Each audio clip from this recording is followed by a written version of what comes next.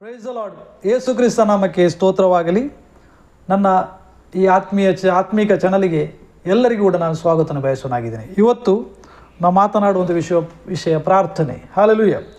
ಎಲ್ಲರಿಗೆ ನಮ್ಮ ಕ್ರಿಸ್ತಿಯ ಜೀವಿತದಲ್ಲಿ ಒಂದು ಪ್ರಾಮುಖ್ಯವಾದದ್ದು ಪ್ರಾರ್ಥನೆ. ಈ ಪ್ರಾರ್ಥನೆ ಅಂದರೆ ಏನು, ಪ್ರಾರ್ಥನೆಗೆ ಸಂಬಂಧಪಟ್ಟಂಥ ವಿಷಯಗಳ ಬಗ್ಗೆ ಮಾತನಾಡಲು ನಮ್ಮ ಮಧ್ಯೆ ಇದ್ದಾರೆ ಪಾಸ್ಟರ್ ಓಡಿ ಜಾನ್ಸನ್. ಅವರಿಗೆ ನಾನು ಸ್ವಾಗತನ ಬಯಸೋನಾಗಿದ್ದೇನೆ. ಪಾಸ್ಟರ್ ಅವರೇ, ನೋಡಿ, ನಾವು ನೇರವಾಗಿ ದೇವರ ವಾಕ್ಯಕ್ಕೆ ಹೋಗುವಾಗ ಲೂಕನು ಬರೆದ ಸುವಾರ್ತೆ 11ನೇ ಅಧ್ಯಾಯದಲ್ಲಿ ಒಂದು ವಾಕ್ಯನ ನಿಮ್ಮ ಮುಂದೆ ಓದುವನಾಗಿದ್ದೇನೆ. ಆತನು ಅಂದರೆ ಯೇಸು ಕ್ರಿಸ್ತನು ಒಂದಾನೊಂದು ಸ್ಥಳದಲ್ಲಿ ಪ್ರಾರ್ಥನೆ ಮಾಡಿ ಮುಗಿಸಿದಾಗ ಆತನ ಶಿಷ್ಯರಲ್ಲಿ ಒಬ್ಬನು ಆತನಿಗೆ, ಸ್ವಾಮಿ, ಯೋಹಾನನು ತನ್ನ ಶಿಷ್ಯರಿಗೆ ಕಲಿಸಿದಾಗೆ ನಮಗೂ ಪ್ರಾರ್ಥನೆ ಮಾಡುವುದನ್ನು ಕಲಿಸು ಎಂದು ಕೇಳಿದನು. Praise the lord. ಹಲ್ಲೆಲೂಯಾ. ಯೇಸು ಕ್ರಿಸ್ತನು ಲೋಕದಲ್ಲಿ ಇರುವಾಗ ಆತನ ಶಿಷ್ಯರಲ್ಲಿ ಒಬ್ಬನು ಬಂದು ಆತನಿಗೆ, ಸ್ವಾಮಿ, ಯೋಹಾನನು ತನ್ನ ಶಿಷ್ಯರಿಗೆ ಕಲಿಸಿದಾಗೆ ನಮಗೂ ಪ್ರಾರ್ಥನೆ ಮಾಡುವುದನ್ನು ಕಲಿಸು ಎಂದು ಕೇಳಿದನು. ಇವಾಗ ಪಾಸ್ಟರ್ ಅವರೇ, ಈ ರೀತಿಯಾಗಿ ಒಬ್ಬ ಶಿಷ್ಯನು ಯೇಸು ಸ್ವಾಮಿ ಹತ್ರ ಈ ಪ್ರಶ್ನೆಯನ್ನು ಕೇಳಲಿಕ್ಕೆ ಕಾರಣ ಏನು ಪಾಸ್ಟರ್ ಅವರೇ? ದೇವರ ಪರಿಶುದ್ಧವಾದ ನಾಮಕ್ಕೆ ಸ್ತೋತ್ರ ಉಂಟಾಗಲಿ. ಎಲ್ಲ ಟಿ ವಿ ವೀಕ್ಷಕರನ್ನು ಯೇಸು ಸ್ವಾಮಿ ನಾಮದಲ್ಲಿ ವಂದಿಸುತ್ತಾ, ಲೂಕನ ಬರೆದ ಸುವಾರ್ತೆ ಅದರ 11ನೇ ಅಧ್ಯಾಯ ಅದರ 1ನೇ ವಾಕ್ಯದಲ್ಲಿ ಯೇಸು ಸ್ವಾಮಿ ಹತ್ತಿರ ಒಬ್ಬ ಶಿಷ್ಯ ನಮಗೆ ಪ್ರಾರ್ಥನೆ ಮಾಡೋದು ಕಲಿಸು ಎಂಬುದಾಗಿ ಕೇಳಲಿಕ್ಕೆ ಕಾರಣ, ಒಂದು ವೇಳೆ ಸ್ಥಾನಿಕನಾದ ಯೋಹಾನನ ಶಿಷ್ಯರು ಪ್ರಾರ್ಥನೆ ಮಾಡೋದನ್ನು ಕಲಿಸಿದ ಹಾಗೆ ನಮಗೂ ಕೂಡ ಕಲಿಸಬೇಕು. ಕಾರಣ, ನನ್ನ ಅಂದಾಜಲ್ಲಿ, ನನ್ನ ಮನಸ್ಸಲ್ಲಿ ಒಂದು ವೇಳೆ ಶಿಷ್ಯರಿಗೆ ಹೇಗೆ ಪ್ರಾರ್ಥನೆ ಮಾಡಬೇಕು, ಯಾವ ರೀತಿ ಪ್ರಾರ್ಥನೆ ಮಾಡಬೇಕು ಎಂಬುದಾಗಿ ತಿಳಿಯದಿದ್ದಿರ್ಬೋದು. ಅದಕ್ಕಾಗಿ ಒಂದು ವೇಳೆ ಅವರು ಪ್ರಾರ್ಥನೆ ಮಾಡುವಂಥವ್ರು ಆಗಿರ್ಬೋದು. ಆದರೆ ಸರಿಯಾದ ಪ್ರಾರ್ಥನೆಯಾಗಿದೆ ಇಲ್ಲಿ ಯೇಸು ಸ್ವಾಮಿ ನನಗೆ ಪ್ರಾರ್ಥನೆ ಮಾಡುವುದನ್ನು ಕಲಿಸು ಎಂಬುದಾಗಿ ಹೇಳಿದಂಥ ಶಿಷ್ಯನಿಗೆ ಹೇಳುವಂಥ ಒಂದು ಮಾತು. ಆ ಶಿಷ್ಯನಿಗೆ ಪ್ರಾರ್ಥನೆಯ ಬಗ್ಗೆ ಗೊತ್ತಿರ್ಬೋದು, ಆದರೆ ಸರಿಯಾದ ಪ್ರಾರ್ಥನೆ ಇಲ್ಲಿ ಯೇಸು ಸ್ವಾಮಿ ತನ್ನ ಶಿಷ್ಯನ ಹತ್ರ ಹೇಳುವುದನ್ನು ನಾವು ನೋಡ್ತೇವೆ. ಅಂದರೆ ಪ್ರಾರ್ಥನೆ ಅಂದರೆ ಏನು? ಪ್ರಾರ್ಥನೆ, ಪ್ರೇಯರ್, ಪ್ರಾರ್ಥನೆ ಅಂದರೆ ನಾವು ದೇವರ ಹತ್ತಿರ ಮಾತನಾಡುವುದೆಂಬುದಾಗಿ ನಮ್ಮ ನೋಡ್ಲಿಕ್ಕೆ ಆಗ್ತದೆ. ಬೈಬಲ್ ಕೂಡ ಹಾಗೆ ಹೇಳ್ತದೆ. ಪ್ರಾರ್ಥನೆ ಅಂದರೆ ಇದನ್ನು ನಾವು ಸರಿಯಾಗಿ ತಿಳಿದುಕೊಳ್ಬೇಕು. ಪ್ರಾರ್ಥನೆ ಅಂದರೆ ಏನು? ಪ್ರೇಯರ್ ಮೀನ್ಸ್, ಪ್ರಾರ್ಥನೆ ಅಂದರೆ ನಾವು ದೇವರ ಹತ್ರ ಮಾತನಾಡೋದು. We talking with God. ನಾವು ದೇವರ ಹತ್ರ ಮಾತಾಡೋದು. ಅವಾಗ ದೇವರ ಹತ್ತಿರ ಮನುಷ್ಯನಿಗೆ ಮಾತಾಡಲಿಕ್ಕೆ ಆಗ್ತದ? ಆಮೇಲೆ ಪ್ರೈಸಲೋ ಅಲ್ಲ. ಕಾರಣ, ಅನೇಕರು ತಿಳಿಯುವಂಥದ್ದು, ಒಬ್ಬ ಮನುಷ್ಯನಿಗೆ ಮಾತನಾಡಲಿಕ್ಕೆ, ದೇವರ ಹತ್ರ ಮಾತಾಡ್ಲಿಕ್ಕೆ ಆಗ್ತದ. ಪ್ರಾರ್ಥನೆ ಅಂದರೆ ನಾವು ದೇವರ ಹತ್ರ ಮಾತಾಡೋದು. ಅವಾಗ ಒಬ್ಬ ಮನುಷ್ಯನಿಗೆ ಮಾತಾಡ್ಲಿಕ್ಕೆ ಆಗ್ತದ ಎಂಬುದಾಗಿ. ಆದರೆ ಪ್ರಾರ್ಥನೆಯ ಮೂಲಕವಾಗಿಯೇ ಮನುಷ್ಯನಿಗೆ ದೇವರ ಹತ್ರ ಮಾತಾಡಲಿಕ್ಕೆ ಆಗ್ತದೆ. ಆದುದರಿಂದ ಪ್ರಾರ್ಥನೆ ಅಂದರೆ ನಾವು ದೇವರ ಹತ್ರ ಮಾತಾಡುವುದು. ಹೌದು, ಅದು ಮಾತ್ರವಲ್ಲ, ಕಾರಣ ದೇವರು ಪ್ರಾರ್ಥನೆಯನ್ನು ಕೇಳುವಂಥವನಾಗಿದ್ದಾನೆ. ನೋಡಿ, ಆ ಕೀರ್ತನೆ 65ನೇ ಕೀರ್ತನೆ ಅದರ 2ನೇ ವಾಕ್ಯದಲ್ಲಿ ಅಲ್ಲಿ ದಾವೀದನು ಮಾತು ಹೇಳ್ತಾನೆ. ಕೀರ್ತನೆ 65 ಅದರ 2ನೇ ವಾಕ್ಯದಲ್ಲಿ, ಪ್ರಾರ್ಥನೆಯನ್ನು ಕೇಳುವವನೇ, ನರರೆಲ್ಲರೂ ನಿನ್ನ ಬಳಿಗೆ ಬರುವರು. ಅವಾಗ ನಮ್ಮ ಪ್ರಾರ್ಥನೆ ದೇವರಾಗಿದ್ದಾನೆ ಕೇಳುವುದು. ಪ್ರೀಸಲು ಅವಾಗ ದೇವರ ಬಳಿಗೆ ಬರುವಂಥ ವ್ಯಕ್ತಿಗಳು ಪ್ರಾರ್ಥನೆಯಲ್ಲಿ ಬರುವಾಗ ನಮ್ಮ ವಿಷಯಗಳನ್ನು ದೇವರ ಹತ್ರ ಹೇಳುವಂಥ ಪ್ರಾರ್ಥನೆ, ಆ ಪ್ರಾರ್ಥನೆ ದೇವರು ಕೇಳುವನಾಗಿದ್ದಾನೆ. ಒಂದು ನಿಮಿಷ ಪಾಸ್ಟರ್ ಅವರೇ, ನನ್ನ ಹತ್ರ ಕೆಲವರು ಹೀಗೆ ಕ್ರಿಶ್ಚಿಯನ್ಸ್ ಒಂದು ಕ್ವಶನ್ ಹೇಳಿದರು, ನಮ್ಮ ಪ್ರಾರ್ಥನೆಗೆ ಯಾಕೆ ಉತ್ತರ ಸಿಗುವುದಿಲ್ಲ? ಪ್ರೈಸಲೋ. ಯಾಕೆ ನೋಡಿ ನಾವು ಇಷ್ಟು ಪ್ರಾರ್ಥನೆ ಮಾಡ್ತೇವೆ, ನಮ್ಮ ಪ್ರಾರ್ಥನೆಗೆ ಯಾಕೆ ಉತ್ತರ ಸಿಗುವುದಿಲ್ಲ? ಅದಕ್ಕೆ ಕಾರಣ ಏನು ಮಾಸ್ಟರ್ ಅವರೇ? ದೇವರ ಕೇಳ್ತದೆ, ನನಗೆ ಹೇಳಿದ ಹಾಗೆ 65ನೇ ವಾಕ್ಯದಲ್ಲಿ ದೇವರು ಪ್ರಾರ್ಥನೆ ಕೇಳುವವನಾಗಿದ್ದಾನೆ. ಆದರೆ ಕೆಲವು ಅದು ಯಾಕೆ ನಮ್ಮ ಪ್ರಾರ್ಥನೆ ದೇವರು ಕೇಳುವುದಿಲ್ಲ, ಅದು ನಾವು ತಿಳಿಯಬೇಕಾದಂಥ ಒಂದು ವಿಷಯ. ಪ್ರೈಸಲೋ. ಕೆಲವು ಟಿ ವಿ ಚಾನಲ್ಗಳು ಹೇಳ್ತಾರೆ ಪ್ರಾರ್ಥನೆ ಕೇಳ್ತಾರೆ ಆಗೀಗೆ ಅಂತ. ಆದರೆ ದೇವರು ಯಾಕೆ ನಮ್ಮ ಪ್ರಾರ್ಥನೆ ಕೇಳುವುದಿಲ್ಲ? ಅದಕ್ಕಾಗಿ ನೋಡಿ, ನಮಗೆ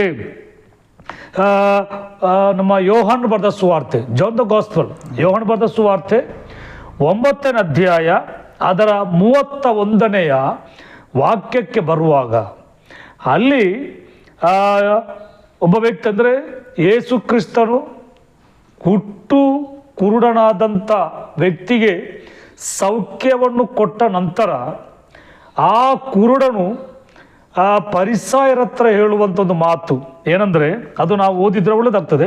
ನಾವು ಯೋಹಾನ ಬರೆದ ಸುವಾರ್ತೆ ಅದರ 9ನೇ ಅಧ್ಯಾಯ ಅದರ 31ನೇ ವಾಕ್ಯದಲ್ಲಿ ಅಲ್ಲಿ ಕುರುಡತನ ನೀಗಿಸಲ್ಪಟ್ಟಂಥ ವ್ಯಕ್ತಿ ಹೇಳುವಂಥ ಮಾತು, ಭಕ್ತಿಹೀನರ ಪ್ರಾರ್ಥನೆ ದೇವರು ಕೇಳುವುದಿಲ್ಲ. ಅವಾಗ ದೇವರು ಯಾರ ಪ್ರಾರ್ಥನೆ ಕೇಳುವುದಿಲ್ಲ? ಯಾರ್ದು? ಭಕ್ತಿಹೀನರ ಪ್ರಾರ್ಥನೆ ದೇವರು ಕೇಳುವುದಿಲ್ಲ. ಪ್ರೈಸಲೋ. ಭಕ್ತಿಹೀನರೆಂಬುದಾಗಿ ಹೇಳುವಾಗ ಪ್ರೈಸಲೋ, ನಮಗೆ ಯೆಶಾಯ 59ನೇ ಅಧ್ಯಾಯ ಅದರ 2ನೇ ವಾಕ್ಯದಲ್ಲಿ ದೇವರು ಪ್ರವಾದಿಯಾದಂಥ ಯೆಶಾಯನ ಹತ್ರ ಮಾತಾಡಿ ಇಸ್ರೇಲರ ಬಗ್ಗೆ ಹೇಳುವಂಥ ಮಾತು ಏನಂದರೆ, ಯೆಶಾಯ 59 ಅದರ 2ನೇ ವಾಕ್ಯ, ನಿಮ್ಮ ಪಾಪಗಳೇ ಆತನು ಕೇಳಲಾರದಂತೆ ಆತನ ಮುಖಕ್ಕೆ ಅಡ್ಡವಾಗಿದೆ. ಅವಾಗ ನಾವು ಮಾಡುವಂಥ ಕೆಲವು ಪ್ರಾರ್ಥನೆಗಳು ಪ್ರೈಸಲೋ ನಮ್ಮ ಪಾಪದ ಮುಖಾಂತರ ಏನಾಗ್ತದೆ, ಅದು ತಡೆಯಾಗಿ ನಿಲ್ತದೆ. ನಮ್ಮ ಪ್ರಾರ್ಥನೆ ನಾವು ಪಾಪ ಮಾಡುತ್ತಾ ಅಥವಾ ತಪ್ಪಾದ ಮಾರ್ಗದ ನಡೀತಾ ಅಭಕ್ತರಾಗಿ ಭಕ್ತಿಹೀನರಾಗಿ, ಭಕ್ತಿಹೀನರೆಂಬುದೇ ಹೇಳುವಾಗ ದೇವರಲ್ಲಿ ಭಯ ಭಕ್ತಿ ಇಲ್ಲದೆ, ಪ್ರೈಸಲೋ ದೇವರಿಗೆ ಸಮರ್ಪಣೆ ಇಲ್ಲದೆ, ಅಥವಾ ಈ ಲೋಕದ ಪ್ರಕಾರವಾಗಿ ಪ್ರೈಸಲೋ ಜೀವಿಸುವಂಥ ವ್ಯಕ್ತಿಗಳು ಅಭಕ್ತರು, ಭಕ್ತಿಹೀನರೆಂಬುದು ನಮಗೆ ಹೇಳಲಿಕ್ಕಾಗ್ತದೆ. ಅವಾಗ ಈ ಭಕ್ತಿಹೀನರ ಪ್ರಾರ್ಥನೆಯನ್ನು ದೇವರು ಕೇಳುವುದಿಲ್ಲ. ಅದು ಮಾತ್ರವಲ್ಲ, ಯೆಶಾಯ 59 2ನೇ ವಾಕ್ಯದಲ್ಲಿ ಯೆಶಾಯ ಪ್ರವಾದಿ ಹೇಳುವ ಹಾಗೆ ಪ್ರೈಸಲೋ, ನಿಮ್ಮ ಪಾಪಗಳೇ ಆತನು, ಅಂದರೆ ದೇವರು ಕೇಳಲಾರದಂತೆ ಆತನ ಮುಖಕ್ಕೆ ಅಡ್ಡವಾಗಿದೆ. ಅವಾಗ ನಮ್ಮ ಪ್ರಾರ್ಥನೆ ದೇವರು ಕೇಳಲಿಕ್ಕೆ ಬಯಸೋನಾಗಿದ್ದಾನೆ. ಅದೇ ಪ್ರೈಸಲೋ, ನಮ್ಮ ನರರೆಲ್ಲರೂ ದೇವರೇ ನೀನು ಪ್ರಾರ್ಥನೆ ಕೇಳುವವನು, ಆದುದರಿಂದ ನರರೆಲ್ಲರ ಬಳಿಗೆ ಬರ್ತಾರೆ. ಆದರೆ ಪ್ರಾರ್ಥನೆ ಮಾಡುವಂಥ ವ್ಯಕ್ತಿ ಹೇಗಿರ್ಬೇಕಂದ್ರೆ ಅವನು ಭಕ್ತಿ ಉಳ್ಳವನಾಗಿರ್ಬೇಕು. ಅದು ಮಾತ್ರವಲ್ಲ, ನಮ್ಮ ಪಾಪಕ್ಕೆ ತಡೆಯಾಗಿರುವಂಥ ಪಾಪಗಳು ಪ್ರೈಸಲೋ ಅದನ್ನು ಬಿಟ್ಟು ನಾವೇನು ಮಾಡಬೇಕು? ದೇವರ ಹತ್ರ ಪ್ರಾರ್ಥನೆ ಮಾಡುವಂಥವರಾಗಬೇಕು. ಮಾತ್ರವಲ್ಲ, ಭಕ್ತಿಹೀನರ ಪ್ರಾರ್ಥನೆ ದೇವರು ಕೇಳುವುದಿಲ್ಲ. ಮಾತ್ರವಲ್ಲ, ಪಾಪಿಗಳ ಪ್ರಾರ್ಥನೆ ದೇವರು ಕೇಳುವುದಿಲ್ಲ. ಅದು ಮಾತ್ರವಲ್ಲ, ಕಾರಣ ನಮಗೆ ಪ್ರಲಾಪಗಳು 3ನೇ ಅಧ್ಯಾಯ ಅದರ 44ನೇ ವಾಕ್ಯದಲ್ಲಿ ಅಲ್ಲಿ ನಮ್ಮ ಪ್ರಲಾಪ ಹೇಳ್ತಾನೆ, ನಮ್ಮ ಪ್ರಾರ್ಥನೆಯು ನಿನಗೆ ಮುಟ್ಟಬಾರದೆಂದು ಮುಖವನ್ನು ಮರೆ ಮಾಡಿದ್ದಾನೆ. ಪ್ರೈಸಲೋ.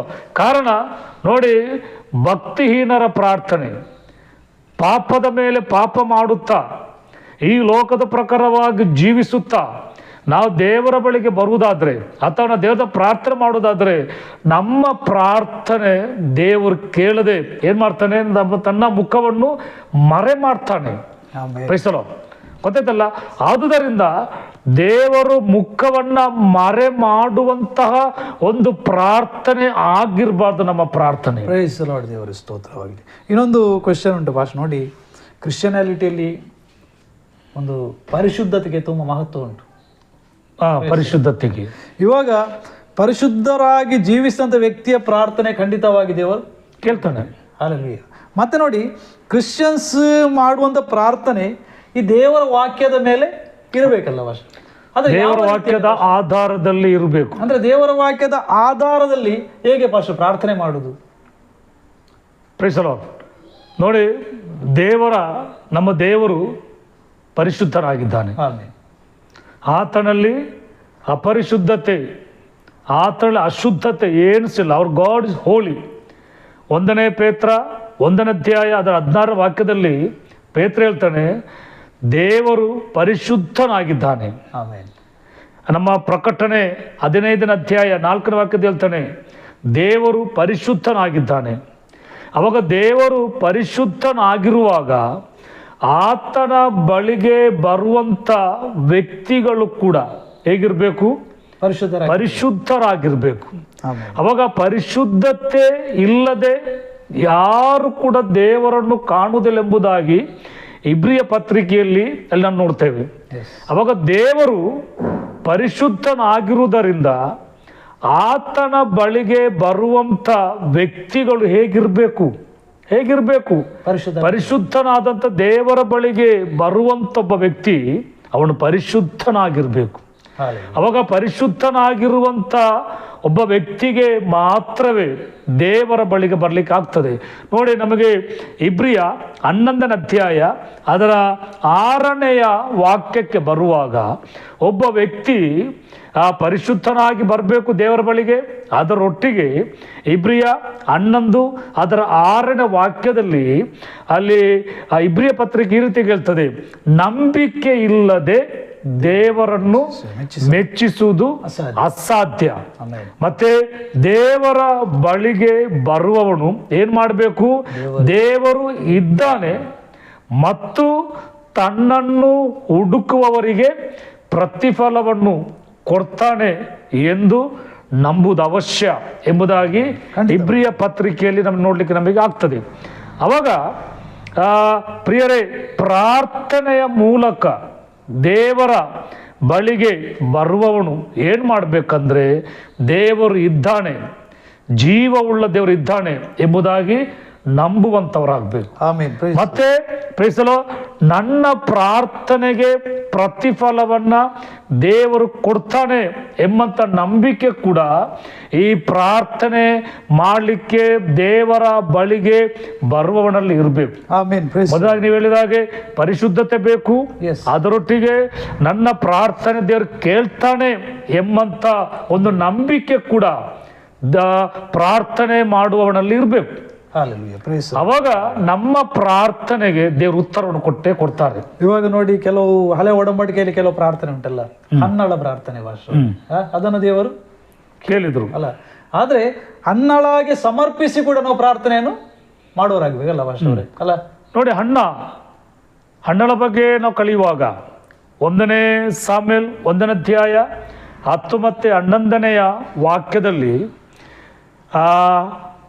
ಈ ಹಣ್ಣಳು ದೇವರ ಮುಂದೆ ಹೇಗೆ ಪ್ರಾರ್ಥಿಸಿದಳು. ನೋಡಿ, ಅಲ್ಲಿ ಬೈಬಲ್ ಹೇಳ್ತದೆ, ಹಣ್ಣಳು ತನ್ನನ್ನೇ ದೇವರಿಗೆ ಸಮರ್ಪಿಸಿ ಕಣ್ಣೀರಲ್ಲಿ ಪ್ರಾರ್ಥಿಸಿದಳು. ಅವಾಗ ಸಮರ್ಪಣೆ ಮಾಡಲ್ಪಟ್ಟಂತ ವ್ಯಕ್ತಿಯ ಪ್ರಾರ್ಥನೆಗೆ ದೇವರು ಉತ್ತರ ಕೊಡ್ತಾರೆ.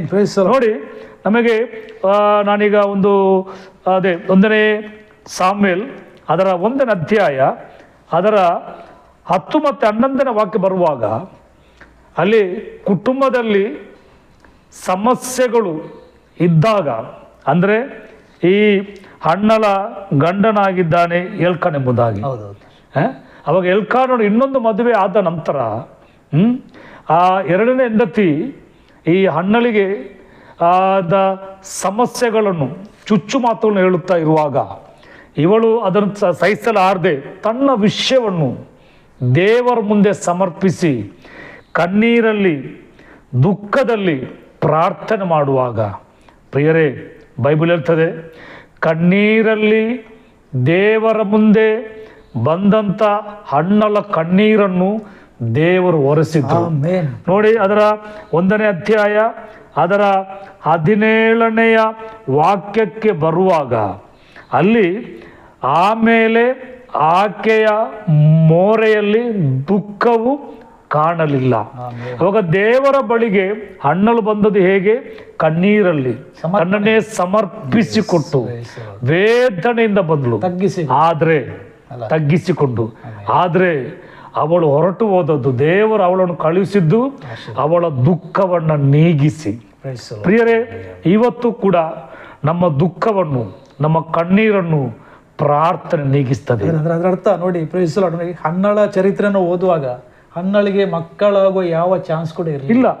ಇವತ್ತು ನೋಡಿ, ನಮ್ಮ ಈ ಸಂದೇಶವನ್ನು ಕೇಳೋರಲ್ಲಿ ಯಾರಿಗಾದರೂ ತನ್ನ ಜೀವಿತದಲ್ಲಿ ಮಕ್ಕಳ ಭಾಗ್ಯವನ್ನು ಇರದಂತೆ ಇರುವಾಗ ಹನ್ನಳಾಗಿ ದೇವರ ದಾಸರು ಹೇಳಿದಾಗೆ ಪ್ರಾರ್ಥನೆ ಮಾಡಿದರೆ ಖಂಡಿತವಾಗಿ ದೇವರು ಸಂತತಿಯನ್ನು ಕೊಡುವಂಥ ದೇವರಾಗಿ. ಖಂಡಿತವಾಗಿ ಬೈಬಲಲ್ಲಿ ಅನೇಕರಿಗೆ, ಬಂಜೆಯಾದಂಥ ಅನೇಕರಿಗೆ ಪ್ರಾರ್ಥನೆ ಮುಖಾಂತರ ಮಕ್ಕಳನ್ನು ಕೊಟ್ಟಂತ ಚರಿತ್ರೆ ನೋಡ್ತೇವೆ. ದೇವರಿಗೆ ಅಸಾಧ್ಯವಾದದ್ದು, ದೇವರಿಗೆ ಅಸಾಧ್ಯವಾಗಿ ಏನು ಕೂಡಿಲ್ಲ. ನಾವು ಹಣ್ಣಳಾಗಿ ಪ್ರಾರ್ಥನೆ ಮಾಡಬೇಕು. ನಾವು ಹಣ್ಣಳಾಗಿ ಪ್ರಾರ್ಥನೆ ಮಾಡಬೇಕು. ಮತ್ತೆ ನಮ್ಮ ಅಗತ್ಯತೆಗಳಿಗಾಗಿ, ಅಂದ್ರೆ ನಮ್ಮ ಯಾವ ವಿಷಯವಿದ್ರೂ ಕೂಡ ಆ ವಿಷಯಗಳನ್ನು ದೇವರ ಹತ್ತಿರ ಸಮರ್ಪಿಸಿ ನಾವು ಪ್ರಾರ್ಥಿಸುವಾಗ ಖಂಡಿತವಾಗಿ ನಮ್ಮ ಪ್ರಾರ್ಥನೆ ದೇವರು ಕೇಳಿಯೇ ಕೇಳ್ತಾನೆ. ನೋಡಿ, ಇನ್ನೊಂದು ಮುಖ್ಯವಾದ ಪ್ರಶ್ನೆ ಪಾಸ್ಟೇ, ರೋಗಿಗಳು. ಹಾಲೆಲೂಯಾ. ಇವಾಗ ನಾವು ನೋಡಿದರೆ ಸಾಧಾರಣವಾಗಿ ನಮಗೆ ಕಾಣಲಿಕ್ಕೆ ಸಿಗುವುದು ಎಲ್ಲ ಕಡೆ ರೋಗ ಪಾಸ್ಟರ್. ಎಸ್. ಈ ರೋಗಿಗಳಿಗೆ ಯಾರಿಗೆ ಕೂಡ ರೋಗದಲ್ಲಿ ಇರಲಿಕ್ಕೆ ಇಷ್ಟ ಇಲ್ಲ. ಅವಾಗ ಒಬ್ಬ ರೋಗಿಯಾದಂಥ ವ್ಯಕ್ತಿ ಯೇಸು ಸ್ವಾಮಿ ಹತ್ರ ಯಾವ ರೀತಿಯಲ್ಲಿ ಪ್ರಾರ್ಥನೆ ಮಾಡಿ ನನಗೆ ರೋಗ ಸೌಖ್ಯ ಆಗ್ತದೆ ಪಾಸ್ಟರ್. ನೋಡಿ, ರೋಗ ಸೌಖ್ಯ 100% ಅದು ಉಂಟು, ಅದ್ರ ಯಾವ ಸಂಶಯ ಕೂಡ ಇಲ್ಲ. ಒಬ್ಬ ರೋಗಿಗೆ ಸಂಪೂರ್ಣವಾಗಿ ಸೌಖ್ಯ ಹೊಂದಬೇಕಾದ್ರೆ ಪಾಸ್ಟರ್ ಅವರು ಯಾವ ರೀತಿಯಲ್ಲಿ ಒಂದು ಪ್ರಾರ್ಥನೆ ಮಾಡಿ ದೇವರ ವಾಕ್ಯದ ಆಧಾರದ ಮೇಲೆ ಸ್ವಲ್ಪ ಹೇಳಿದರೆ ಒಳ್ಳೇದು ಪಾಸ್ಟರ್ ಅವರೇ. ನೋಡಿ, ದೇವರು ಹೊಸ ಒಡಂಬಡಿಕೆಯಲ್ಲಿ ಮತ್ತೆ ಹಳೆ ಒಡಂಬಡಿಕೆಯಲ್ಲಿ ಕೂಡ ಅನೇಕ ಭಕ್ತರ ಮುಖಾಂತರ ನೋಡಿದ್ರೆ ಯೇಸು ಕ್ರಿಸ್ತನು ಎಲ್ಲ ರೋಗಗಳನ್ನ ಆತನು ಸೌಖ್ಯ ಮಾಡ್ತಾನೆ. ಯಾವ ಸಂಶಯ ಇಲ್ಲ. ದೇವರಿಗೆ, ಅಂದ್ರೆ ನನ್ನ ಕರ್ತನಾದ ಯೇಸು ಕ್ರಿಸ್ತನಿಗೆ ಅಸಾಧ್ಯವಾದದ್ದು ಈ ಭೂಮಿಯಲ್ಲಿ ಯಾವುದು ಕೂಡ ಇಲ್ಲ. ಎಲ್ಲ ನಮ್ಮ ದೇವರಿಗೆ ಅಸಾಧ್ಯ.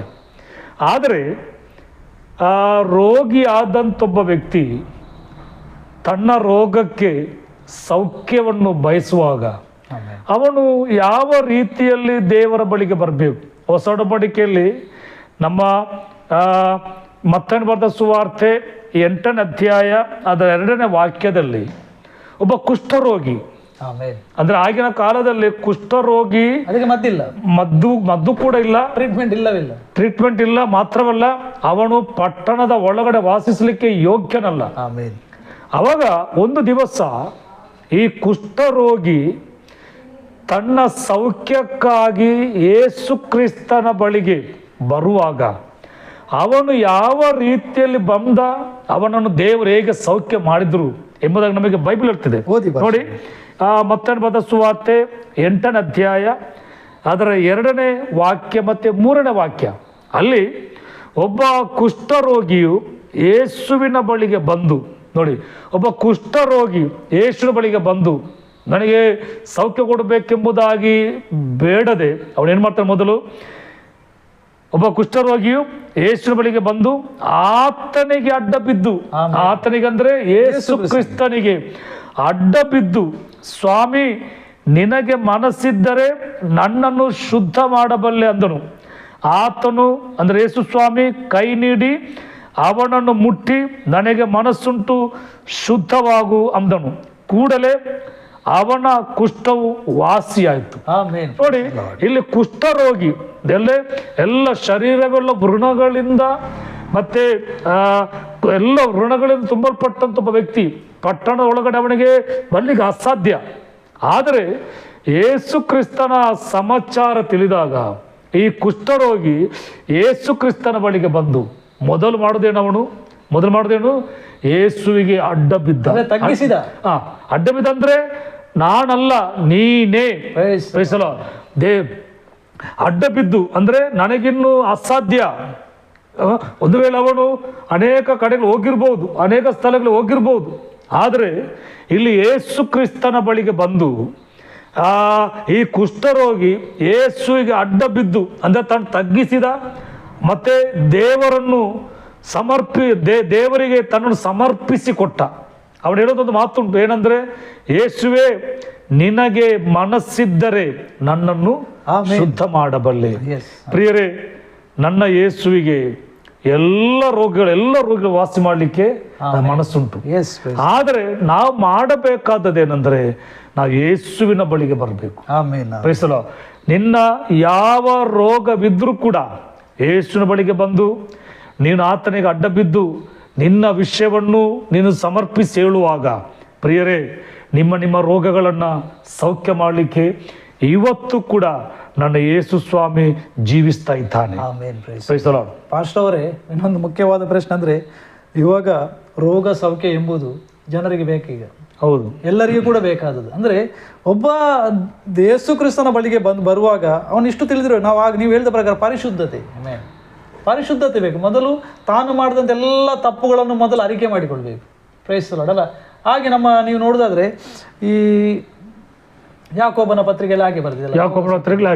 ಯಾಕೋಬನ ಪತ್ರಿಕೆ ಅದು ಸ್ವಲ್ಪ ಓದಿ ಭಾಷೆ ಅವರೇ. ಯಾಕೋಬನ ಪತ್ರಿಕೆ ಕೊನೆಯ ಯಾಕೋಬ ಬರೆದ ಪತ್ರಿಕೆ ಅದರ 5ನೇ ಅಧ್ಯಾಯದಲ್ಲಿ ಅದರಲ್ಲಿ ಓದಿದ್ರೆ ರೋಗ ಸೌಖ್ಯಕ್ಕೆ ಬೇಕಾದಂತ ವಿಷಯ ಅದರಲ್ಲಿ ಬರೆಯಲ್ಪಟ್ಟಿದೆ ಭಾಷೆ. ಅದು ಮುಖ್ಯವಾದ ವಿಷಯ. ಅದು ಯಾಕೋಬ ಬರೆದ ಪತ್ರಿಕೆ ಅದರ 5ನೇ ಅಧ್ಯಾಯ.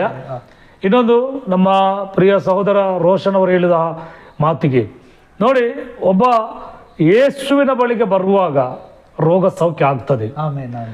ಯೇಸು ಸ್ವಾಮಿಗೆ ಪರಿಪೂರ್ಣವಾಗಿ ಸಮರ್ಪಿಸಿಕೊಟ್ಟು ನಮ್ಮ ವಿಷಯವನ್ನು ಹೇಳುವಾಗ ಖಂಡಿತವಾಗಿ ನಮ್ಮ ದೇವರು ಅದ್ಭುತ ಮಾಡಲಿಕ್ಕೆ ಶಕ್ತನಾಗಿದ್ದಾನೆ.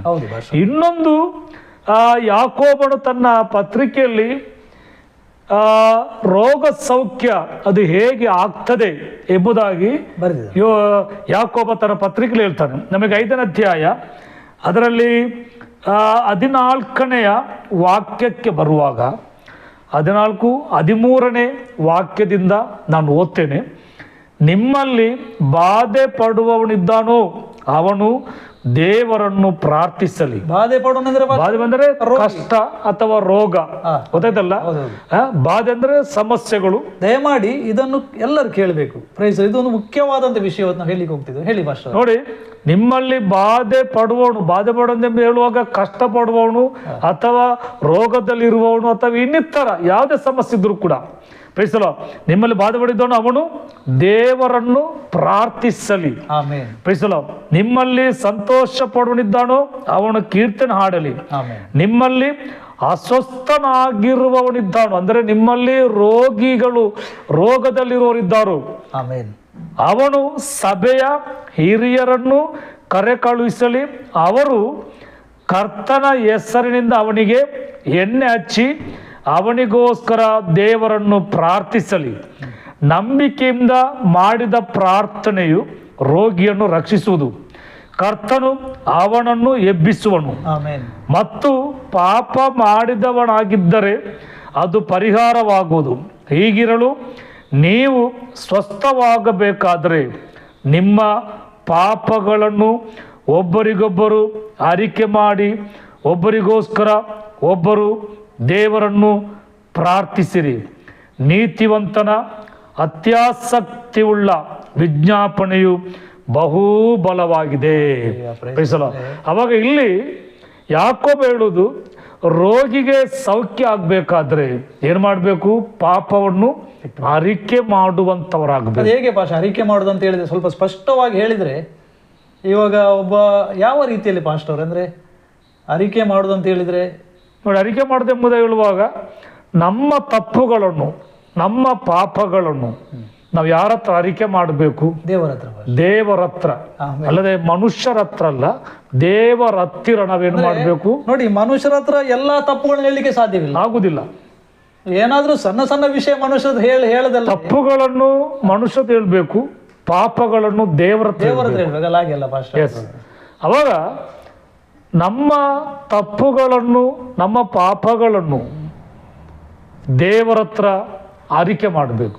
ಅಂದ್ರೆ ತಪ್ಪುಗಳದ ಪಾಪಗಳೆಂಬುದಾಗಿ ಹೇಳುವಾಗ, ಒಂದು ವೇಳೆ ಅಕಸ್ಮಾತ್ ನಮ್ಮ ಜೀವಿತದಲ್ಲಿ ಪಾಪಗಳೆಂಬುದು ಹೇಳುವಾಗ ಅನೇಕ ಪಾಪಗಳುಂಟು. ಕಳ್ಳತನ, ಮೋಸ, ವಂಚನೆ, ಹೌದು, ವ್ಯಭಿಚಾರ, ಈ ರೀತಿಯಾದ ಪಾಪಗಳುಂಟು. ಅವಾಗ ಈ ರೀತಿಯಾದ ಪಾಪಗಳು ಒಂದು ವೇಳೆ ನಮ್ಮ ರೋಗ ಸೌಖ್ಯಕ್ಕೆ ತಡೆಯಾಗಿರುವಾಗ ನಾವೇನು ಮಾಡಬೇಕು?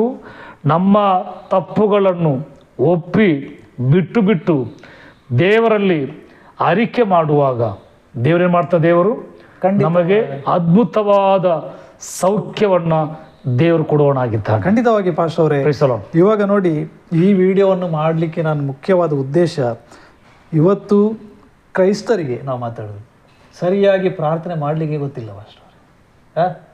ಅಂದರೆ ಕೆಲವೆಷ್ಟೋ ಜನರು ಹೇಳ್ತಾರೆ ನಮಗೆ ನಮ್ಮ ಪ್ರಾರ್ಥನೆಗೆ ಉತ್ತರವೇ ಸಿಗುವುದಿಲ್ಲ ಅಂತ ಹೇಳಿ ಪಾಸ್ಟರ್. ಅಂದರೆ ನೀವು ಹೇಳಿದ ಪ್ರಕಾರ ಬೇಸ್ಮೆಂಟ್ ಉಂಟು, ಒಂದೊಂದು ಸ್ಟೆಪ್ ಉಂಟು ಪ್ರೇಯರ್ ಅಲ್ಲ ಪ್ರಾರ್ಥನೆಗೆ. ಅಂದರೆ ನೀವು ಹೇಳಿದ ಪ್ರಕಾರ ನೋಡಿ, ಫಸ್ಟ್ ಆ ವ್ಯಕ್ತಿಗೆ ಏನು ಮಾಡಬೇಕು? ಮಾನಸಾಂತರ ಬೇಕು. ಸೆಕೆಂಡ್ ಮತ್ತೆ ಪರಿಶುದ್ಧತೆ ಬೇಕು. ಮತ್ತೆ ಪಾಪವನ್ನು ಬಿಟ್ಟು ಬಿಡಬೇಕು. ಅದರ ನಂತರ ನಾವು ಪ್ರಾರ್ಥನೆ ಮಾಡಿದರೆ ಖಂಡಿತವಾಗಿ ದೇವರು ನಮ್ಮ ಪ್ರಾರ್ಥನೆಯನ್ನು ಕೇಳೋನಾಗಿದ್ದಾನೆ. ಅಂದರೆ ಒಬ್ಬ, ಈಗ ನಾವು ಮಾತಾಡೋದು ವಿಶ್ವಾಸಿಗಳ ಬಗ್ಗೆ ಪಾಸ್ಟರ್ ಅವರೇ, ಒಬ್ಬ ವಿಶ್ವಾಸಿಯ ಪ್ರೇಯರ್ ಹೇಗಿರಬೇಕು ಪಾಸ್ಟರ್ ಅವರೇ? ವಿಶ್ವಾಸಿ ಅಂದರೆ ಯೇಸು ಕ್ರಿಸ್ತನನ್ನು ಸ್ವಂತ ರಕ್ಷಕನಾಗಿ ಸ್ವೀಕಾರ ಮಾಡಿದಂಥ ವಿಶ್ವಾಸಿಯ ಪ್ರೇಯರ್ ಲೈಫ್ ಹೇಗಿರಬೇಕು ಪಾಸ್ಟರ್ ಅವರೇ?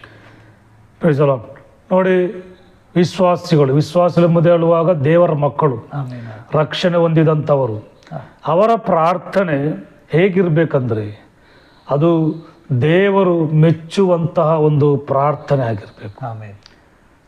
ದೇವರು ಮೆಚ್ಚುವಂಥ ಪ್ರಾರ್ಥನೆ. ಇನ್ನೊಂದು ಕೂಡ ಮುಖ್ಯವಾದದ್ದು ನೋಡಿ, ಈಗ ಸ್ತ್ರೀಯರು ಸಭೆಯೊಳಗೆ ನಾನು ಮಾತಾಡೋದು, ಯಾವ ರೀತಿ ಪ್ರಾರ್ಥನೆ ಮಾಡಬೇಕು? ಸ್ತ್ರೀಯರು ಸಭೆಯಲ್ಲಿ ಬೈಬಲ್ ಆಧಾರದ ಪ್ರಕಾರ ಒಂದು ವಿಶ್ವಾಸಿ ಆಗಿದ್ದರೆ, ಬಿಲೀವರ್ ವಿಶ್ವಾಸಿ ಆಗಿದ್ದರೆ, ಸ್ತ್ರೀಯರು ತಲೆ ಮೇಲೆ ಬಟ್ಟೆಯನ್ನು ಹಾಕಿಕೊಂಡು ದೇವರ ಭಯಭಕ್ತಿಯಲ್ಲಿ ಪ್ರಾರ್ಥನೆ ಮಾಡುವಂಥವರಾಗಬೇಕು. ವಾಕ್ಯ ತೆಗೆದುಕೊಡಿ ನಮಗೆ 1 ಕೊರಿಂಥ್ಯ ಅದರ 14ನೇ ಅಧ್ಯಾಯಕ್ಕೆ ನಾವು ಬರುವಾಗ, 1 ಕೊರಿಂಥ್ಯ ಅದರ 14ನೇ ಅಧ್ಯಾಯ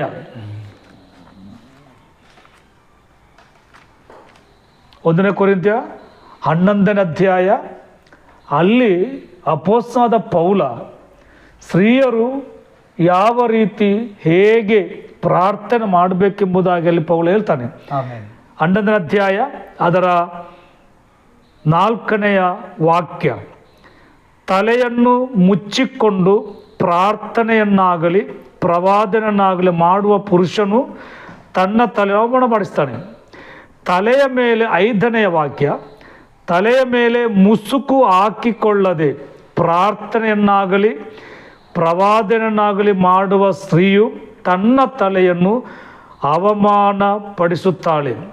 ಸ್ತ್ರೀಯು ಮುಸುಕು ಇಲ್ಲದಿರುವುದು, ತಲೆ ಬೋಡಿಸಿಕೊಂಡಿರುವುದು ಒಂದೇ ಎಂಬುದಾಗಿ ಅಪೊಸ್ತಲನಾದ ಪೌಲ ಸ್ತ್ರೀಯರು ಯಾವ ರೀತಿಯಲ್ಲಿ ಪ್ರಾರ್ಥನೆ ಮಾಡಬೇಕೆಂಬುದಾಗಿ ಅಲ್ಲಿ ಸ್ಪಷ್ಟಪಡಿಸ್ತಾನೆ. ಹಾಗೆ ಭಾಷೆ ಪುರುಷರು ಹೇಗೆ ಪ್ರಾರ್ಥನೆ ಮಾಡಬೇಕು?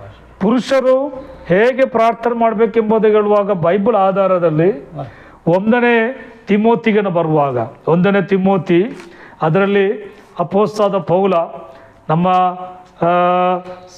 ಗಂಡಸರು ಅಥವಾ ಪುರುಷರು ಹೇಗೆ ಪ್ರಾರ್ಥನೆ ಮಾಡಬೇಕೆಂಬುದಾಗಿ ನಮಗೆ ಬೈಬಲ್ ನಮಗೆ ಹೇಳ್ತದೆ.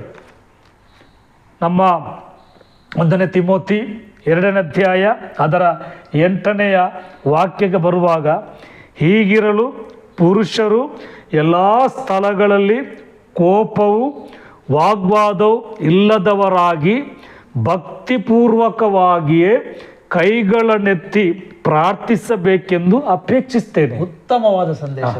ಅವಾಗ ಸ್ತ್ರೀಯರು ತಲೆ ಮೇಲೆ ಬಟ್ಟೆ ಹಾಕಿಕೊಂಡು ಪ್ರಾರ್ಥನೆ ಮಾಡಬೇಕು. ಅದರೊಟ್ಟಿಗೆ ಪುರುಷರು ಎಲ್ಲ ಸ್ಥಳಗಳಲ್ಲಿ ಕೋಪ ವಾಗ್ವಾದ ಇಲ್ಲದವರಾಗಿ ಭಕ್ತಿಪೂರ್ವಕವಾಗಿಯೇ ಕೈಗಳನ್ನೆತ್ತಿಕೊಂಡು ಪ್ರಾರ್ಥನೆ ಮಾಡಬೇಕೆಂಬುದಾಗಿ ಪೌಲ ಇಲ್ಲಿ ಹೇಳ್ತಾನೆ. ಉತ್ತಮವಾದ ಭಾಷೆ. ಅಂದರೆ ಇದರ ಅರ್ಥ, ನಾವು ನಮಗೆ ಪ್ರಾರ್ಥನೆ ಮಾಡಲಿಕ್ಕೆ ಒಂದು ನಿಯಮ ಉಂಟು. ಆ ನಿಯಮ ತಪ್ಪಿ ನಾವು ಪ್ರಾರ್ಥನೆ ಮಾಡಿದ್ರೆ ಆ ಪ್ರಾರ್ಥನೆ ದೇವರು ಕೇಳಲಿಕ್ಕೆ ಸಾಧ್ಯ? ಆ ಪ್ರಾರ್ಥನೆ ಅದು ವ್ಯರ್ಥ ಎಂದು ನಮಗೆ ಹೇಳ್ಬಹುದು, ಕೇಳಲಿಕ್ಕೆ ಸಾಧ್ಯ ಇಲ್ಲ. ಅಂದ್ರೆ ದೇವರ ವಾಕ್ಯಕ್ಕೆ ನಾವು ವಿಧೇಯರಾಗಿ ದೇವರ ವಾಕ್ಯದಲ್ಲಿ ಈಗ ನೋಡಿ ಹೇಳಿದ್ರೆ, ನಾವು ಮೊದಲು ನೀವು ಹೇಳಿದ್ರೆ ಪ್ರಾರ್ಥನೆ ಅಂದ್ರೆ ಏನು, ಪ್ರಾರ್ಥನೆ ಹೇಗೆ ಮಾಡಬೇಕು, ರೋಗಿಯು ಹೇಗೆ ಪ್ರಾರ್ಥನೆ ಮಾಡಬೇಕು, ಒಂದು ಸ್ತ್ರೀಯರು ಹೇಗೆ ಪ್ರಾರ್ಥನೆ ಮಾಡಬೇಕು, ಒಂದು ಪುರುಷರು ಹೇಗೆ ಪ್ರಾರ್ಥನೆ ಮಾಡಿ, ಅಂದರೆ ನಾವು ಒಂದೊಂದು ಸಿಸ್ಟಮಲ್ಲಿ ಹೋದರೆ ಮಾತ್ರ ಪಾಸ್ಟ್ ಅವರೇ ಆ ಪ್ರಾರ್ಥನೆಯನ್ನು ನಾವು ಮಾಡಲಿಕ್ಕೆ ಸಾಧ್ಯ ಅಲ್ಲ. ಒಂದು ಅಂದರೆ ಒಂದು ಎಲ್ಲದ ಕೂಡ ಒಂದು ವ್ಯವಸ್ಥೆ ಉಂಟು, ಎಲ್ಲದ ಕೂಡ ಒಂದು ವ್ಯವಸ್ಥೆ ಉಂಟು ಬೈಬಲ್. ಖಂಡಿತವಾಗಿ ಉತ್ತಮವಾದ ಸಂದೇಶ ಪಾಶ ದೇವರ ವಾಕ್ಯದ ಮೂಲಕ ನಮಗೆ ಕೊಟ್ಟಿದ್ದೀರಿ ಪಾಶವೇ. ಇನ್ನೂ ಕೂಡ ಉಂಟು ಪ್ರಾರ್ಥನೆ ಬಗ್ಗೆ ಮಾತನಾಡೋದಾದ್ರಲ್ಲ, ಪ್ರಾರ್ಥನೆ ಬಗ್ಗೆ ಇನ್ನೂ ಕೂಡ ಅನೇಕ ವಿಷಯಗಳು ಮಾತಾಡಲಿಕ್ಕೆ ಇರುವುದಾದ್ರೂ ಕೂಡ ಪ್ರಿಯರೇ, ನಾನೊಂದು ವಿಷಯ ಹೇಳುವಂಥದ್ದು, ನಾವು ನಮ್ಮ ಪ್ರಾರ್ಥನೆ, ಕೆಲವರು ನಮ್ಮ ಪ್ರಾರ್ಥನೆ ಕೇಳುವುದಕ್ಕಾಗಿ ದೇವರಿಗೇನೆಲ್ಲ ಕೊಡ್ತಾರೆ. ಆಮೇನ್. ಅದು ಆದರೆ ದೇವರಿಗೆ ಏನು ಕೊಟ್ಟರು ಕೂಡ ದೇವರ ಮೆಚ್ಚಿಸಲಿಕ್ಕೆ ಆಗುವುದಿಲ್ಲ, ಸುಲಭ ಇಲ್ಲ, ಆಗುವುದಿಲ್ಲ.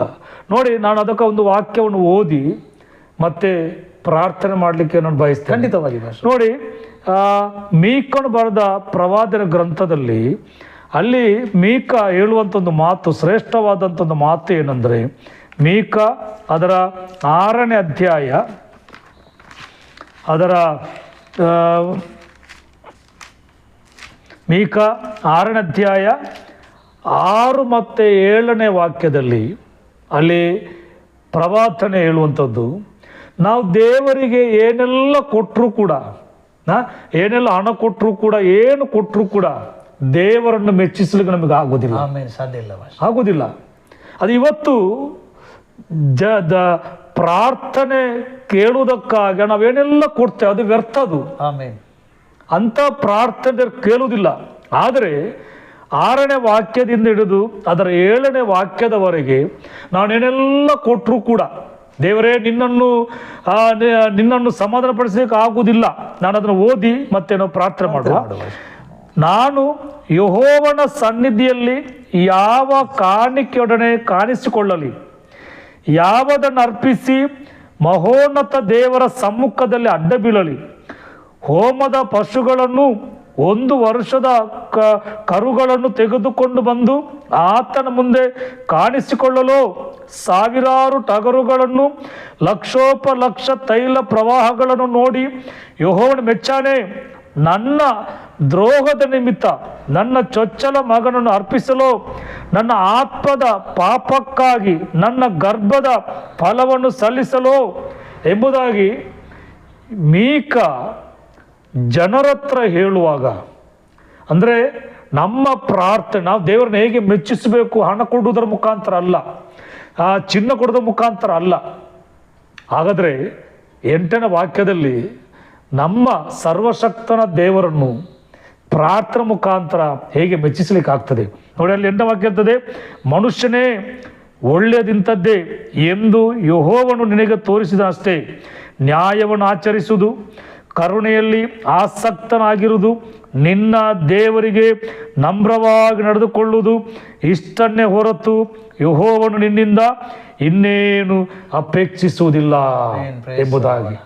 ಅವಾಗ ನಮ್ಮ ಪ್ರಾರ್ಥನೆ ದೇವರು ಕೇಳುವನಾಗಿದ್ದಾನೆ. ನಾವು ಹೇಗೆ ಪ್ರಾರ್ಥನೆ ಮಾಡಬೇಕು, ಪರಿಶುದ್ಧತೆಯಲ್ಲಿ ನಾವು ಹೇಗೆ ಪ್ರಾರ್ಥನೆ ಮಾಡಬೇಕು, ನಮ್ಮನ್ನು ಸಮರ್ಪಿಸಿಕೊಟ್ಟು ನಾವು ಹೇಗೆ ಪ್ರಾರ್ಥನೆ ಮಾಡಬೇಕು, ದೇವರಿಗೆ ಅಡ್ಡ ಬಿದ್ದು ನಾವು ಹೇಗೆ ಪ್ರಾರ್ಥನೆ ಮಾಡಬೇಕು, ಭಕ್ತಿ ಉಳ್ಳವರಾಗಿ ನಾವು ಪ್ರಾರ್ಥನೆಯನ್ನು ಮಾಡಬೇಕು. ಒಂದು ಒಳ್ಳೆ ಸಂದೇಶ ದೇವರ ವಾಕ್ಯದ ಮೂಲಕ ನಮಗೆ ಕೊಟ್ಟಿದ್ದೀರಿ. ಇವಾಗ ನಾವು ಪ್ರಾರ್ಥನೆ ಮಾಡಲಿಕ್ಕೆ ಹೋಗ್ತಾ ಇದ್ದೇವೆ. ಈ ನಮ್ಮ ಮಧ್ಯೆಯಲ್ಲಿ ಈ ಸಂದೇಶವನ್ನು ಕೇಳೋ ಯಾರೇ ಆಗಲಿ, ಅವರು ಒಂದು ವೇಳೆ ರೋಗಿ ಆಗಲಿ, ಸಮಾಧಾನ ಇಲ್ಲದವನಾಗಲಿ, ಕೌಟುಂಬಿಕ ಸಮಸ್ಯೆಲಿದ್ದವನಾಗಲಿ, ಖಂಡಿತವಾಗಿ ಇವತ್ತು ನಾವು ಪ್ರಾರ್ಥನೆ ಮಾಡಲಿಕ್ಕೆ ಹೋಗ್ತಾ ಇದ್ದೇವೆ ಭಾಷೆ. ಈ ವಾಕ್ಯವನ್ನು ಕೇಳಿ ಆ ವಾಕ್ಯದ ಪ್ರಕಾರ ನಡೆದು ಸಮರ್ಪಿಸಿ ದೇವರೇ ನನಗೆ ಇವತ್ತು ಈ ರೋಗದಿಂದ ಈ ಸಮಾಧಾನಕ್ಕೆ ನನಗೆ ತರಬೇಕೆಂಬ ಒಂದು ಮನಸ್ಸಿನಲ್ಲಿ ಆಲೋಚನೆ ಮಾಡಿ ಇವತ್ತು ಪ್ರಾರ್ಥನೆ ಮಾಡಿ ನಮ್ಮನ್ನು ಸಮರ್ಪಿಸುವುದಾದರೆ ಇವತ್ತು ದೇವರ ದಾಸರು ಮತ್ತು ನಾವು ಪ್ರಾರ್ಥನೆ ಮಾಡಲಿಕ್ಕೆ ಹೋಗ್ತಾ ಇದ್ದೇವೆ ಭಾಷೆ. ಯಾರೇ ಆಗಲಿ ಅವನು ಆ ಕುಳಿತುಕೊಂಡ ಸ್ಥಳದಲ್ಲಿ ಈ ಸಂದೇಶವನ್ನು ಕೇಳಿ ನಾನು ಇದರ ಪ್ರಕಾರ ನಡೆಯಲಿಕ್ಕೆ ಸಿದ್ಧನಾಗಿದೆ ಅಂತ ಕೇಳುವುದಾದ್ರೆ ನಾವು ಪ್ರಾರ್ಥನೆ ಮಾಡು. ಖಂಡಿತವಾಗಿ ಯಾವುದೇ ಆಗಲಿ, ಬಂಜತನ ಆಗಲಿ, ಅಷ್ಟೇ ರೋಗ ಆಗಲಿ, ಸಮಾಧಾನ ಇಲ್ಲದವರಾಗಲಿ, ಡಿಪ್ರೆಷನ್ ಆಗಲಿ, ಇವತ್ತು ನಾವು ಪ್ರಾರ್ಥನೆ ಮಾಡುವ. ಖಂಡಿತವಾಗಿ ದೇವರು ಬಿಡುಗಡೆ ಕೊಡ್ಲಿಕ್ಕೆ ಹೋಗ್ತಿದ್ದಾರೆ. ನಾವು ಪ್ರಾರ್ಥನೆ ಮಾಡುವ, ನಮ್ಮನ್ನೇ ಸಮರ್ಪಿಸಿ ನಾವು ಪ್ರಾರ್ಥನೆ ಮಾಡ್ಲಿಕ್ಕೆ ಹೋಗ್ತಿದ್ವಿ. ನಮ್ಮ ದೇವರ ದಾಸರಿಗೆ ಪ್ರಾರ್ಥನೆ ಮಾಡ್ತಾನೆ. ನಾವು ಎಲ್ಲರ ಕಣ್ಣುಗಳನ್ನು ಮುಚ್ಚಬೇಕು. ಯಾವ ರೋಗ ನಿಮ್ಮೊಳಗಿರಲಿ ಇದನ್ನು ನೀವು ದೇವರಿಗೆ ತಿಳಿಸಿ ನಾವು ಇವತ್ತು ಪ್ರಾರ್ಥನೆ ಮಾಡುವಾಗ ಖಂಡಿತವಾಗಿ ನಮಗೆ ನಂಬಿಕೆ ಉಂಟು, ನಮ್ಮ ದೇವರು ಸೌಖ್ಯವನ್ನು ಕೊಡುವಂಥ ದೇವರಾಗಿದ್ದಾರೆ. ನಾವು ಪ್ರಾರ್ಥನೆ ಮಾಡುವ. ದೇವರ ದಾಸರು ಪ್ರಾರ್ಥನೆ ಮಾಡಿ ಹೋಗ್ತಿದ್ದಾರೆ. ಮಹಾಪರಿಶುದ್ಧರಾದ ದೇವರೇ, ದೇವರೇ ನಿನಗೆ ಸ್ತೋತ್ರ. ಈ ಒಳ್ಳೆಯ ಸಮಯಕ್ಕಾಗಿ ನಿಮಗೆ ನಾವು ಸ್ತೋತ್ರ ಮಾಡ್ತೇವೆ. ಹೌದು ಕರ್ತನೆ, ನಾವು ನಿನ್ನ ವಾಕ್ಯವನ್ನು ಕೇಳಿದ್ದೇವೆ. Hallelujah. ನೀವು ನಮ್ಮ ಪ್ರಾರ್ಥನೆಯನ್ನು ಕೇಳುವನಾಗಿದ್ದಿ. Thank you, Jesus. ದೇವರೇ, ಇವತ್ತು ನಮ್ಮ ಸಂದೇಶವನ್ನು ಕೇಳುವಂತ ವ್ಯಕ್ತಿಗಳ ಜೀವಿತದಲ್ಲಿ ಒಂದು ವೇಳೆ ನಿರಾಶೆಗಳು, ದುಃಖಗಳು, ರೋಗಗಳು, ಮನೋವೇದನೆ, ಮನೋವ್ಯಥೆಗಳು, ಸಮಸ್ಯೆಗಳು, ಹೋರಾಟಗಳು, ಕಣ್ಣೀರುಗಳು, ನಿರಾಶೆಗಳು, ದೇವರೇ ಬಂಜತನ, ಹೌದು ಸಕಲ ವಿಧವಾದ ರೋಗಗಳು, ಯೇಸುವೆ ನಿನ್ನ ನಾಮದಲ್ಲಿ ಅವರಿಗೆ ಪರಿಪೂರ್ಣವಾದ ಸ್ವಸ್ಥತೆಯನ್ನ ಕೊಡಬೇಕಾಗಿ ನಾನು ನಿಮ್ಮಲ್ಲಿ ಬೇಡ್ತೇವೆ ಸ್ವಾಮಿ. ದೇವರೇ, ಆ ರೋಗ ಸೌಖ್ಯಕ್ಕಾಗಿ ನಾವು ಪ್ರಾರ್ಥಿಸುವಾಗ, ಸಮಾಧಾನಕ್ಕಾಗಿ ನಾವು ಪ್ರಾರ್ಥಿಸುವಾಗ, ಕಣ್ಣೀರನ್ನು ನೆನೆಸಿಕೊಂಡು ನಾವು ಪ್ರಾರ್ಥಿಸುವಾಗ, ದೇವರೇ ನಿನ್ನ ಮಕ್ಕಳ ಮೇಲೆ ನೀನು ಕರುಣೆ ತೋರಿಸಬೇಕಾಗಿ ನಾವು ಪ್ರಾರ್ಥಿಸ್ತೇವೆ ಸ್ವಾಮಿ. ದೇವರೇ, ಪ್ರಾರ್ಥಿಸುವಾಗ ಈಗಲೇ ಕರ್ತನೆ ನಿನ್ನ ಮಕ್ಕಳಿಗೆ ಅದ್ಭುತವಾದ ಸೌಖ್ಯ ಉಂಟಾಗುವಂತೆ, ಎಲ್ಲ ಡಿಸ್ಪ್ರೆಷನ್ ಇಂದ ಪರಿಪೂರ್ಣವಾದ ಬಿಡುಗಡೆ ಉಂಟಾಗುವಂತೆ, ಎಲ್ಲ ಬಂಜತನ ನೀಗಿ ಕರ್ತನೆ ದೇವರೇ ಮಕ್ಕಳನ್ನ ಪಡೆದುಕೊಳ್ಳುವಂತೆ ನಾವು ಪ್ರಾರ್ಥಿಸುತ್ತೇವೆ. ಮನೆಯಲ್ಲಿರುವಂತ ಎಲ್ಲ ಜಗಳಗಳು ಯೇಸು ಕ್ರಿಸ್ತನ ನಾಮದಲ್ಲಿ ಅದು ಮನೆ ಬಿಟ್ಟು ಹೋಗಲೆಂಬುದಾಗಿ ನಾವು ಪ್ರಾರ್ಥಿಸ್ತೇವೆ. ಮನೆಯ ಒಳಗಡೆ ಸಮಾಧಾನ ಉಂಟಾಗಲಿ, ಮನೆಯ ಒಳಗಡೆ ನೆಮ್ಮದಿ ಉಂಟಾಗಲಿ, ಮನೆಯ ಒಳಗಡೆ ಕರ್ತನೆ ಸಂತೋಷ ಉಂಟಾಗಲಿ ಎಂಬುದಾಗಿ ನಾವು ಪ್ರಾರ್ಥನೆ ಮಾಡ್ತೇವೆ ಸ್ವಾಮಿ. ಯೇಸುವೆ ನಿನ್ನ ನಾಮದಲ್ಲಿ ನಾವು ಪ್ರಾರ್ಥಿಸುವಾಗ ಕರ್ತನೆ ನೀನು ಕೊಟ್ಟಂತ ದೇವರೇ ಬಿಡುಗಡೆಗಾಗಿ, ನೀನು ಕೊಟ್ಟಂತ ಸಮಾಧಾನಕ್ಕಾಗಿ, ನೀನು ಕೊಟ್ಟಂತ ಸಂತೋಷಕ್ಕಾಗಿ ನಿಮಗೆ ನಾವು ಸ್ತೋತ್ರ ಮಾಡ್ತೇವೆ ಸ್ವಾಮಿ. ನಮ್ಮ ಪ್ರಾರ್ಥನೆ ಕೇಳಿದ್ದಿ, ಅದಕ್ಕಾಗಿ ಸ್ತೋತ್ರ. ಉತ್ತರವನ್ನು ಕೊಟ್ಟದಕ್ಕಾಗಿ ಸ್ತೋತ್ರ ಮಾಡ್ತೇವೆ. ಎಲ್ಲ ಸ್ತುತಿ, ಗಣ, ಮಾನ, ಮಹಿಮೆ ನಿಮಗೆ ಮಾತ್ರ ಸಮರ್ಪಿಸುತ್ತೇವೆ. ಎಲ್ಲವನ್ನು ಯೇಸು ಕ್ರಿಸ್ತನ ಪರಿಶುದ್ಧವಾದ ನಾಮದಲ್ಲಿ ಬರ್ತೇವೆ. ಪರಿಶುದ್ಧನಾದ ನಮ್ಮ ತಂದೆ. Amen. Amen, amen, amen. Amen. Amen. Thank you, Jesus. Praise the Lord.